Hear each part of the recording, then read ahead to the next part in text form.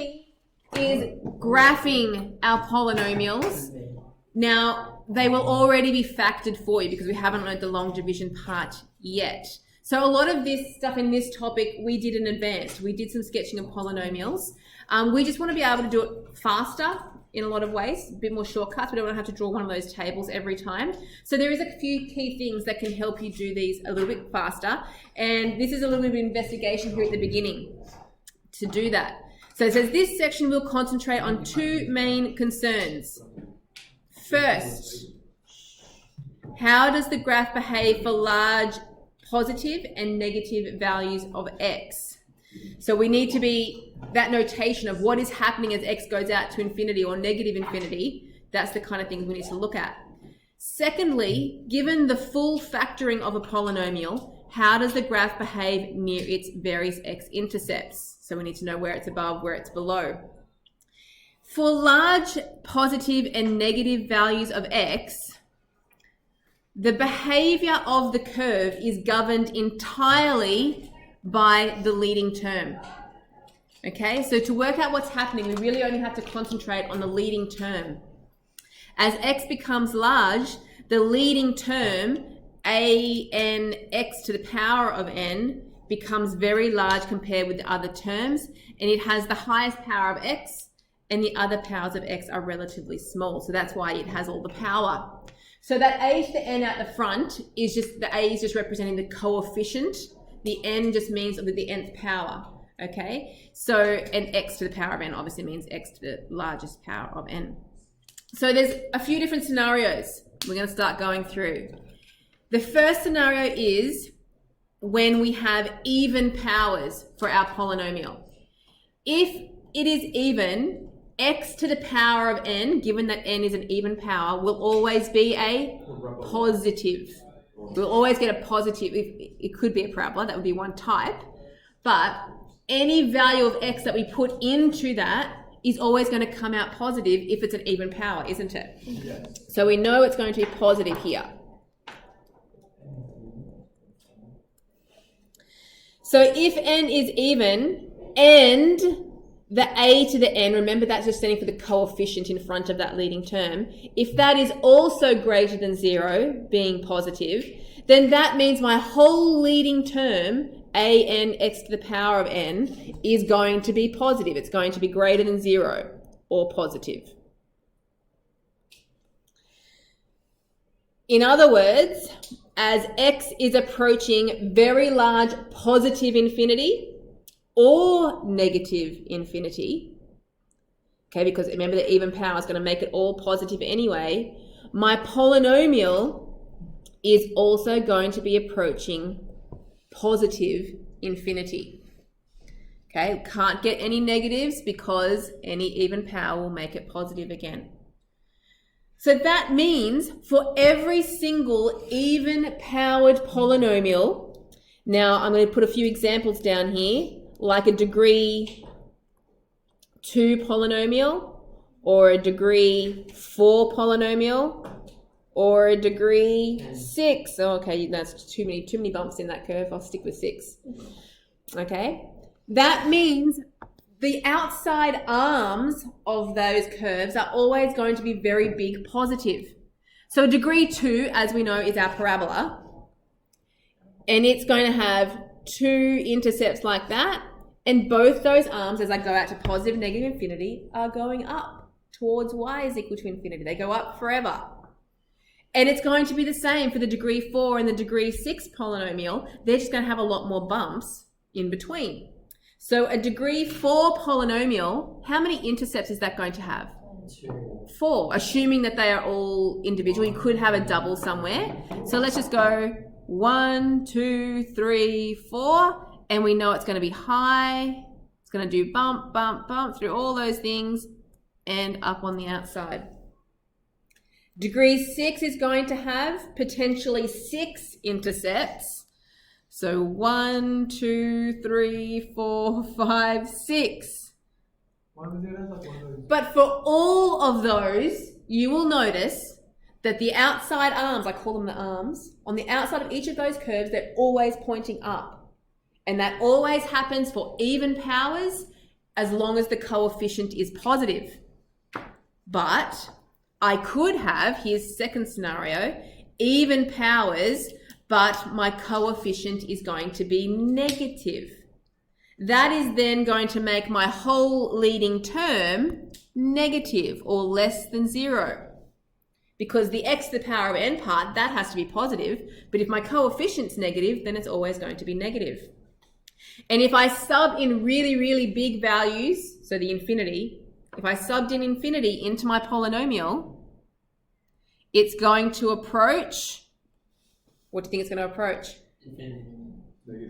Negative infinity. So before we were approaching positive infinity because we had a positive coefficient, this is now going to be negative infinity because it's a negative coefficient. So all that's happening for these ones is that the arms are going to be down. So let's do our same degree 2, 4, and 6.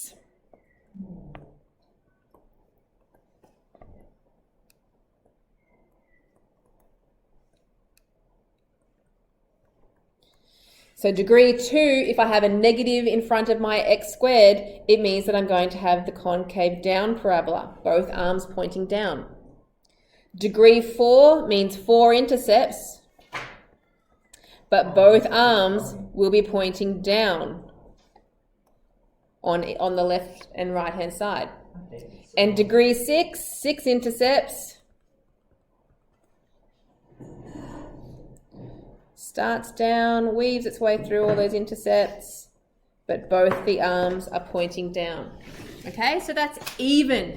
So as soon as you see something with the leading term has an even power, you know if it's a positive coefficient, both arms are going to be up. Negative coefficient, both arms are going to be down. How easy is that? But that's one up and one down. That's going to come now when we do our odd powers. If n is odd and x to the power of n is greater than 0, x to the power of n is going to be greater than 0 if x is greater than 0. Because it's going to depend on what value I put in there as to whether it's going to be positive or not, isn't it? So if my x values are positive, then x to the power of an odd power is still going to be positive. But if I were to sub in negative values of x, then my x to the power of n is going to be negative, isn't it? Yeah, for odd powers. So it's n is just saying an odd number there. So it could be x to the power of 3, x to the power of 5, x to the power of 7, whatever odd power. So if n is odd and my coefficient is positive, then my leading term is going to be positive for positive values of x, but negative for negative values of x, which is when you get one arm up and one arm down. So wait, not finished yet. As x is approaching negative infinity, if I put a negative big number into my polynomial, cubing, if it's an odd power, let's take the power of 3, it's still going to stay negative. And we've already said that we have to have a positive coefficient, so it's going to stay negative. My polynomial would be approaching negative infinity. But as we go to positive infinity, positive number to an odd power is still going to be positive, and a positive coefficient is still going to be positive, so that's when we approaching positive infinity. You don't have to memorize all this notation, but it is good to be familiar with it. What that means for us in the diagram, our odd powers, the easiest degree is going to be a degree 1, and a degree 3, and a degree 5. Degree 1 is a straight line, and we've just said that for positive powers of x, my graph is going to be approaching positive infinity for the y values.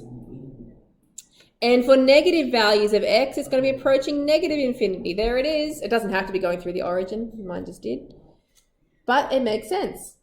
Yep. So we're going positive values infinity for y for positive values of x, negative infinity for negative values of x.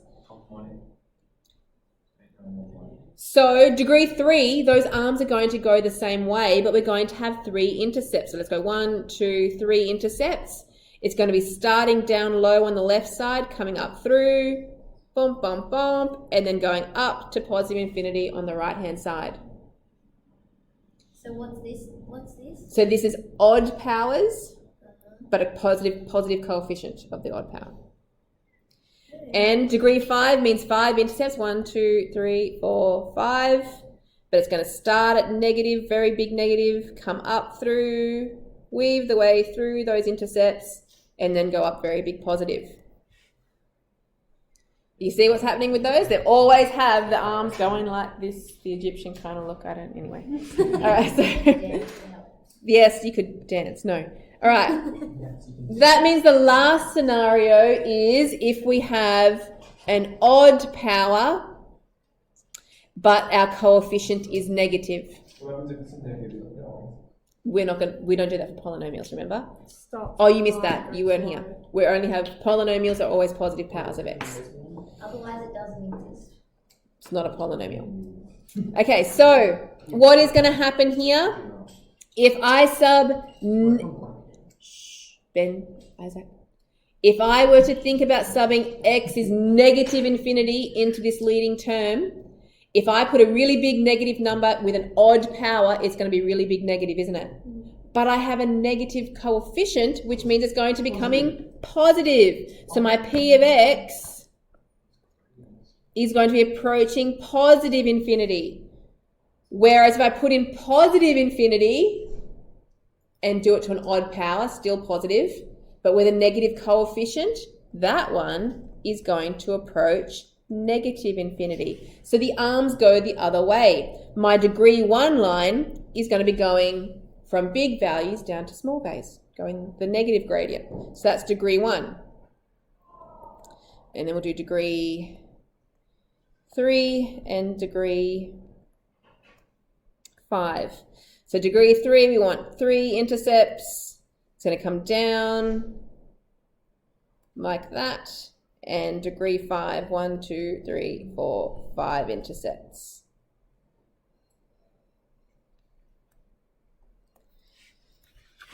So without even seeing the equation, we know which way the curve is going to bend through just by knowing the degree of the polynomial and the coefficient. We need to know that as well. So there's some notes there on that, but I think we've kind of covered all of that. Let's keep going on to the next page. This is what we were doing in advanced. Zeros and the sign. If the polynomial can be completely factorized, then its zeros can be read off quickly and we can construct a table of values to decide the sign. Exactly what we did in advanced. So from this polynomial p of x here, we have got, what degree is that polynomial, by the way? Degree 2. No, 4. Because we've got 2 here, 1, 2, 3, 4. Okay, so degree 4 polynomial. But how many zeros am I going to have? 3, because we have a double, that's right. So each of those zeros, I'm going to write them down here. So I'm going to have a zeros at x is 0 for the first one, the x squared. The x plus 3 is going to be negative 3. And x minus 2 will be at x equals 2. So we drew tables where every second space we put the 0. So my smallest one is negative 3. I'm going to put that there. Then skip 1, 0 goes there. And then skip 1 and 2 is going to go there. I've got an extra space there for some reason. Okay, so we need to test a number smaller. So I'm going to go negative 4. We're testing some values in between. So between, what about negative 1 in there, positive 1, and positive 3. We can just leave the extra space there. So first of all, if I sub in any of my zeros, if I sub in minus 3, 0, or 2, what am I going to get? 0, good. So let's fill those in. 0, 0, and 0. And then on your calculator, we sub in Minus 4, negative 96, is it? Yes. No, it's not. All right, so here we go. So it's going to be minus 4 squared. So type it in, everybody.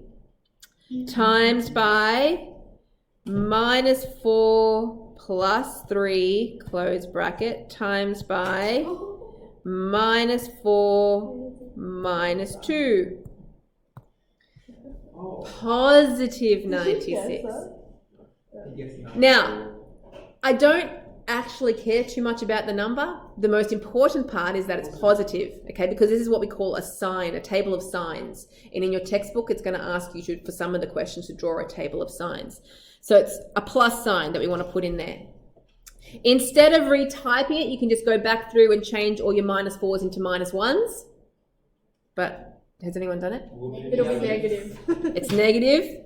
Negative 16. And 1 is also negative Negative. because it bounces. And then this one becomes positive again. Oh, wait, so we don't have to work out the actual values. We're not guessing. Maybe No, but like- educator guess maybe. No, because we know like Yeah. how it goes. Oh, wait, so we're not working out the actual values. We're just... No, we just want to know if it's positive, meaning above or below the x-axis. Oh. So to draw a sketch, these are sketches. Remember the x-axis we like to have a scale because it just makes it easier to draw the bumps evenly. So I know I've only got a little graph here for you. So 1, 2, 3, negative 1, negative 2, negative 3, negative 4.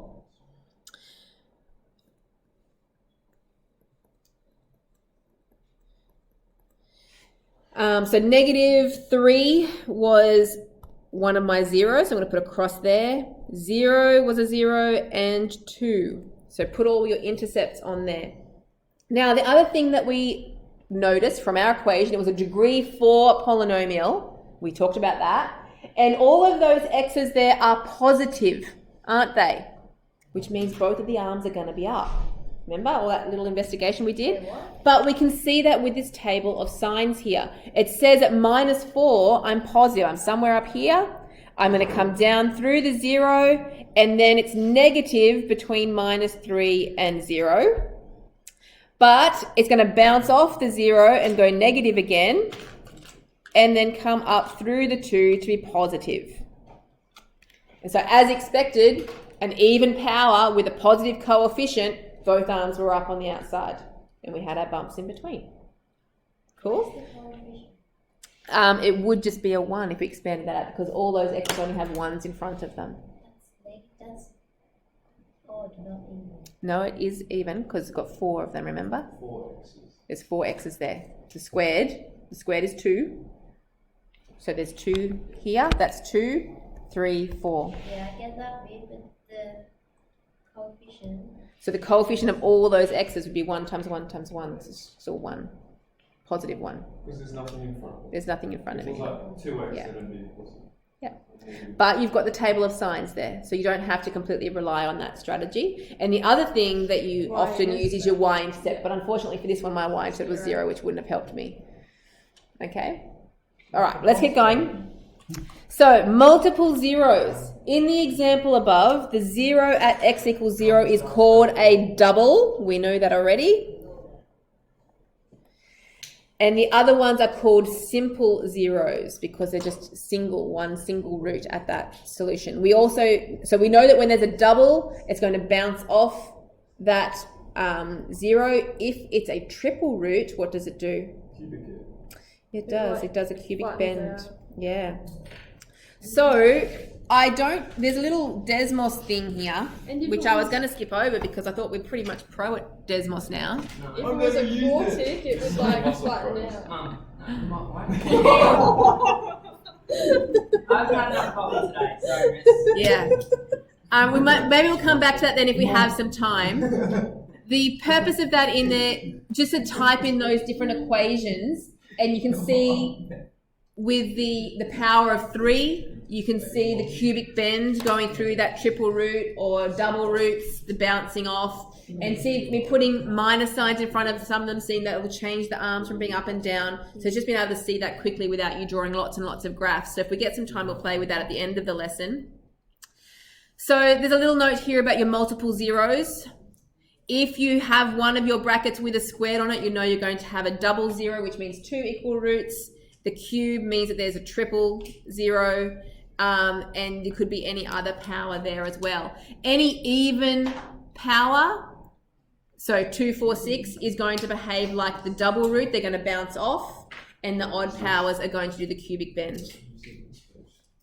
All right, so here is some quick practice of sketching some polynomials. The first thing we want to do is to identify what degree the polynomial is. So this first one, yep, so it's degree 2, and is it positive or negative? It is positive. So it's degree 2 and a positive coefficient. Where are my zeros? 1 and -3. Yep, x equals 1 and x equals -3.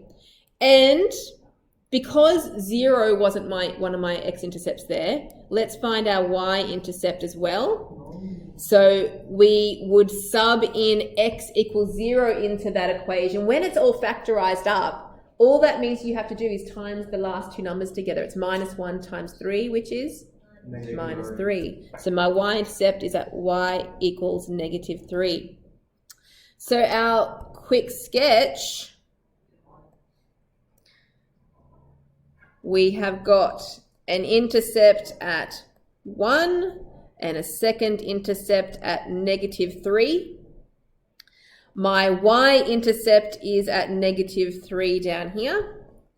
Now, this is polynomials, not parabolas that we're doing here. So I'm not asking you to find the coordinates of the vertex, but just know that it would come down. It would probably be at -1 here. It would come down and comes up through there like that. But you still have to show that the y-intercept is not the vertex. Oops, that didn't go through very well. Yes, please show me that the y-intercept is not. I don't want parabolas coming sloping across here to the y. Yes, it still needs to be symmetrical with the point between those two x-intercepts, not at your y-intercept. Okay? Let's try a little bit harder one. So question 2, what degree polynomial is that? 3. Yep, so degree 3. So it means my arms are going to be 1 up, 1 down. Is it positive or negative, this cubic here? The coefficient of the x cubed. It's negative. So see how I've got an x squared here and another x? Because there's a minus in front of that last x there, it would mean my leading term would be a negative x cubed if you were to expand it out. This one would be okay to expand out. You don't want to have to expand them though to work that out. You need to be able to look at them. So that's going to be negative for the coefficient of that, which tells you what the arms are going to be doing, doesn't it? Let's have a look at our zeros. Where are the zeros? X equals 0, careful. Did you say -1 or +1? -1. No. That's right. So 1 minus x, it would be x equals +1 to make that 0. So I've also made a note there that I have a double for that first one. Where is my y-intercept? If I was to sub in x equals 0, it would be at 0. Oh, yeah. Okay, so we can sketch that. We've got all the information we need. X equals 0 on the origin and x equals 1 are my two x-intercepts. Now, because my y-intercept isn't helping me here, we need to know what is happening with those arms. And we know it's a cubic, but because we had the negative coefficient, is it going to start up high or is it going to start down low? High, negative. So it's on the other way, that way. So it's going to start high down here. It's going to bounce off the double and then down again. And one of the ways I think about to remember which way the arms go is I compare it with the y is equal to x cubed graph. So, that's my cubic, which goes that way. So negative means my arms are going to go the other way. That's just one way I do it. Okay? If that works for you. Good. All right, question 3. What degree polynomial do I have? Yes. Negative. And the coefficient of the x would be positive or negative? Positive. The x's are all positive. The 5 is not the x, yeah, so it's a positive coefficient. So already you could tell me, where are my arms for this graph? This way, up, down. Up, down. Up, yes. Because it's an even power, positive coefficient, so the outside arms are going to be up. So Where are the zeros? hold on. If it's an even power, then It's either both up or both down, but because it had a positive coefficient, we know it's both up. -2. Yes, so But it's zeros. cubic at -2. Yep, so we have x equals -2 is a triple, and x equals a positive 5. What about my y-intercept? Yeah, so you subbed in x equals 0, which means you would have 2 cubed, which is 8, times the -5, which is how Ben got the -40. what does triple mean? Triple means it tells us it's not just going to go through at that intercept, it's going to do a cubic bend through it. So, shh, not now. Ben, not now. -2. Label your intercepts. 1, 2, 3, 4, 5. And my y-intercept is down at -40. So we knew both arms were up, and we know we have a cubic bend at the -2. So it's going to come down and bend, cubic bend, that's what I mean by cubic bend, going through that. Then it's going to come down through the -40, and then start coming up and go cross through normally at the +5. Because that was just a single. It should go down lower, yes. Oh, I did it wrong. This is much faster though, isn't it? Yes, it is. Yes. All right. Question 4. What degree? 3. Yeah, it's a degree 3. It's negative. And looking at the coefficients of the x, yes, it is going to be negative. So where are the zeros? X equals +4 is a double, and x equals +3.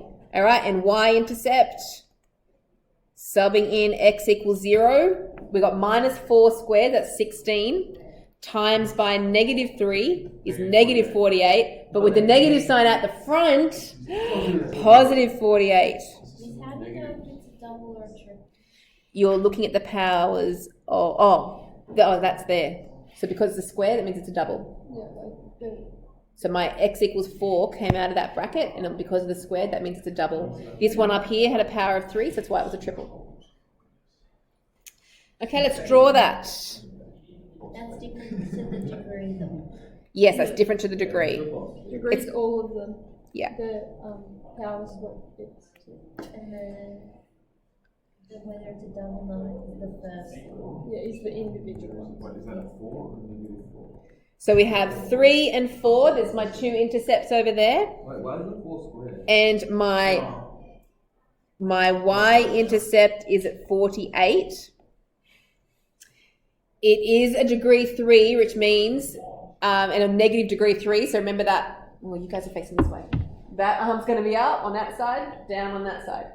Okay, so it's going to come down through the 48, go normally through the 3, then it's going to bounce off the 4. Oh, yeah, I think that's a short process. All right, one more question, number 5. Use the graph to solve, and that's an inequality. Do you see that less than or equal to sign in there? We sketch the polynomial like we've been doing. So the zeros. Like shade whatever part. No, I'll show you the solution part. We want the x values. It's bottom bar. So from the equation, guys, stop talking. I get x equals a +1 from the first bracket, -5 from the second bracket, +7 and -3. They're all my zeros. My y-intercept times together 1 times 5 times minus 7 times 3. And you get? Hold on. Minus 105. Yes. I didn't mention it before. What degree is this polynomial? 4. And positive or negative coefficient? I think it's Negative. Negative, good, because of the negative over here in front of that x. All the other x's are positive, but that one has a negative in front of Okay, it. so if you have 2 negative x's, does that make it positive? It would, correct. So let's draw this. Let's go with that.